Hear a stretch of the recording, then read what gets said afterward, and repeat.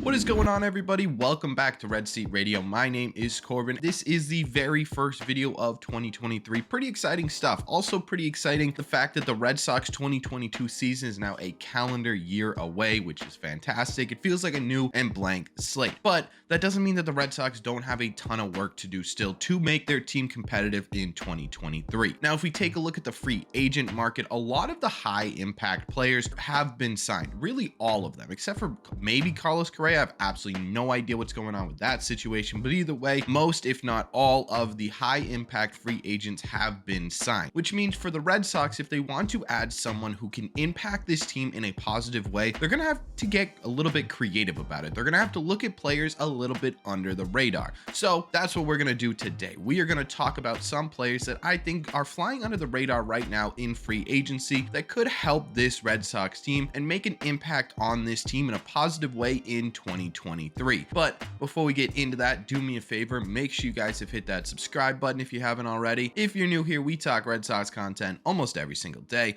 Also, make sure you guys have hit the like button on this video as well. Helps these out a ton and it would mean a lot to me. Thank you all very much for clicking on this one. Let's get into it.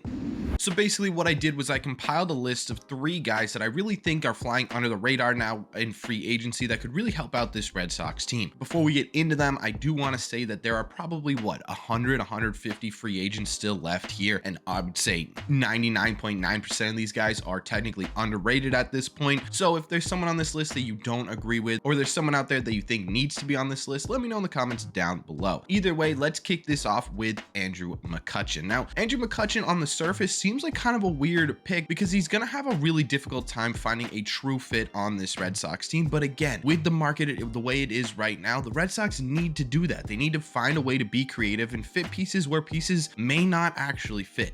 In 2022, Andrew McCutchen finished the year with the Brewers with a 237 average, a 316 on base percentage, and a 99 OPS plus. So really all around, right around league average production. He also had 17 home runs and 25 doubles. He is also only going to be 2 years removed in his 2023 season from his 2021 season, where he had a season where he had 27 home runs and 27 doubles. So the extra base hit potential is there. Now, taking a look at his baseball savant page, it really tells the same story as his legitimate statistics. He is quite literally right around average in almost every single category. Now, there are a couple of categories that are above average that we need to take a look at because it could indicate how well or not a fit Andrew McCutchen could be for this Red Sox team. First, we have a relatively high walk rate and a relatively high chase rate. Those are the two that I wanted to point out on Andrew McCutchen's baseball savant page, mostly because it still means that even though he's a bit of a seasoned veteran, a guy who is probably not going to be in the league for a ton more years,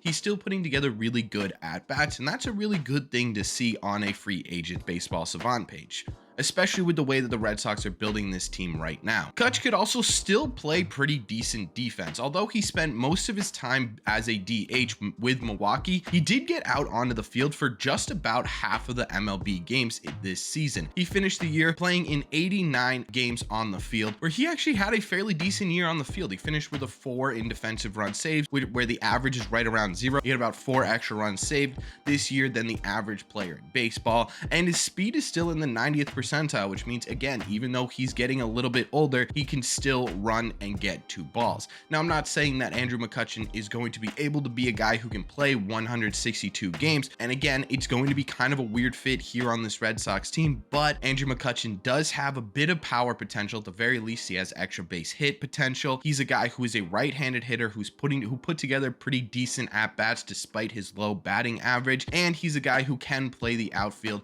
probably a little bit better than any of our corner infielders right now on this team. So there could be a way that the Red Sox look at Andrew McCutchen and say, hey, look, a 1-2 year deal to be in the outfield and really bolster this defense while giving us maybe a little bit of power could be something the Red Sox look at. Now let's move on to another guy on this free agent list that I really think is flying under the radar and can help this Red Sox team.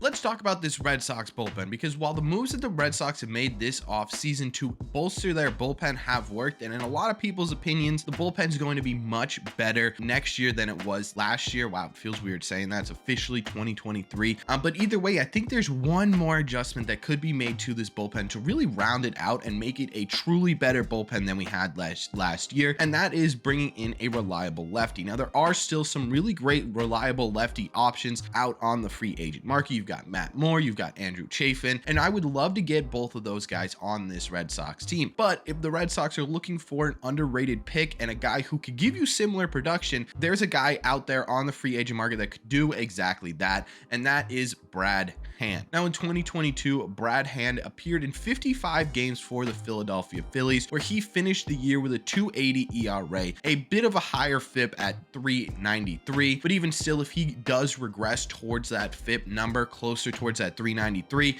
and further away from that 2.80, he's still going to be a productive bullpen piece. As long as it stays a little bit below 4, we should be okay. He also had a WHIP of 133 and an ERA plus of 146, which is a really good number. It's about 40% more productive than the average pitcher in baseball. So all in all, in 2022, at least surface level statistics, Brad Hand was a really good piece for that Philadelphia Phillies team. Brad Hand is also only 32, which would make him the second youngest signing the Red Sox have made this offseason, which is absolutely insane to say, but hey, maybe we get a little youth in here and we can bring in Brad Hand. And he's also not going to cost as much as a Matt Moore or an Andrew Chafin may cost, which is a little bit interesting. He did give the Phillies really stable lefty relief options throughout the year. I'm a little bit surprised he has not been picked up yet. That does concern me a little bit. I'm wondering if there is something going on with his health or his ability or want to play. But if there isn't, and the Red Sox do want to round out their bullpen with a free agent signing and not a trade or bringing someone up, Brad Hand could be a really great option for that.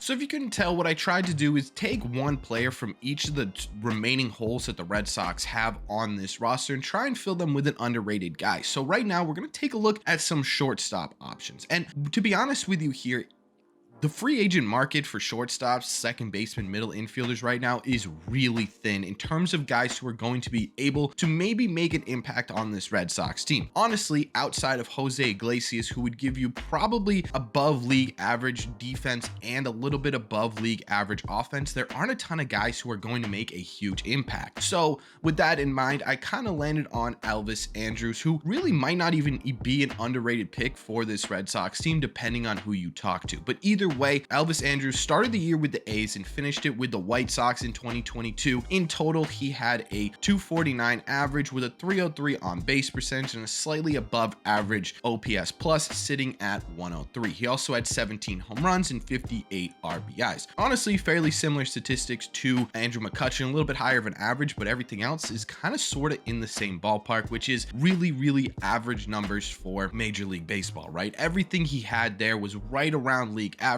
even down to the OPS being only about 3 percentage points better than the average player in baseball. And while league average isn't going to win you an MVP, it's not going to get you into the All-Star game, it's not really a bad thing either. Taking a look at his Baseball Savant page, though, it is a little bit concerning. There is a lot of blue on his Baseball Savant page, but there are things we can pull out of there where he could be beneficial for the Red Sox if everything goes right. We're talking about his K percentage, which is really low compared to the rest of the league, which is good. It means he doesn't strike out a lot. We're talking about his whiff percentage is really high as well, meaning he doesn't miss bat to ball all that often, so he's not striking out a ton and he's not whiffing a lot. That's a pretty good combination. Now, obviously his walks are pretty down and really the rest of his hitting is pretty down, but if he's a tough guy to strike out, again, he's kind of fitting that Red Sox strategy this season by getting guys who are really hard to strike out, and he's a guy who's not going to be super frustrating to watch the plate, hopefully in 2023, if the Red Sox were to go that direction. Now, the other one I want to point out on his Baseball Savant page is that he's in the top 16% when it comes to outs above average. So he's fairly decent defensively as well, which is pretty good considering that defense is going to be more important going forward, probably for the rest of baseball, but starting in 2023 with that shift ban. So yeah,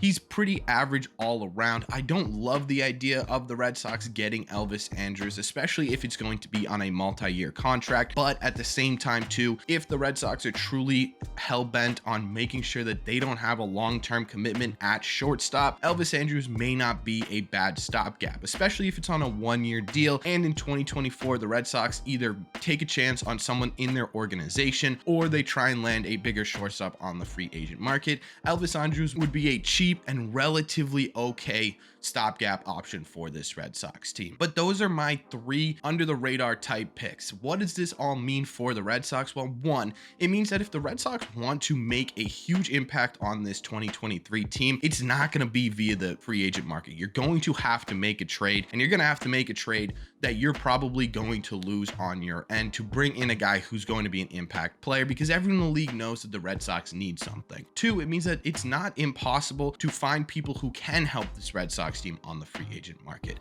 There are guys out there who are still here, still available, and maybe they're not the flashiest or the most expensive or going to be an all-star MVP candidate, but they are guys who can fill roles on this team, take at bats, and really make impact on this Red Sox team. There are still some exciting options out there, but at the end of the day, that's just my opinion. So let me know in the comment section down below, what do you think of my 3 under the radar Red Sox picks? Do you like them? Do you not like them? And who would you say is underrated on this free agent market that you would like to see the Red Sox pick up? Let me know all your thoughts on this down below. As always, if you made it to the end of this video, do me a favor, make sure you guys have hit that subscribe button if you haven't already. Like I said at the beginning, we talk Red Sox content almost every single day, plus it's the new year, you might as well hit that sub button. Also, make sure you guys have hit the like button as well, helps these videos out a ton, and it would mean a lot to me. Thank you all very much for clicking on this one, and I will see you in the red seat.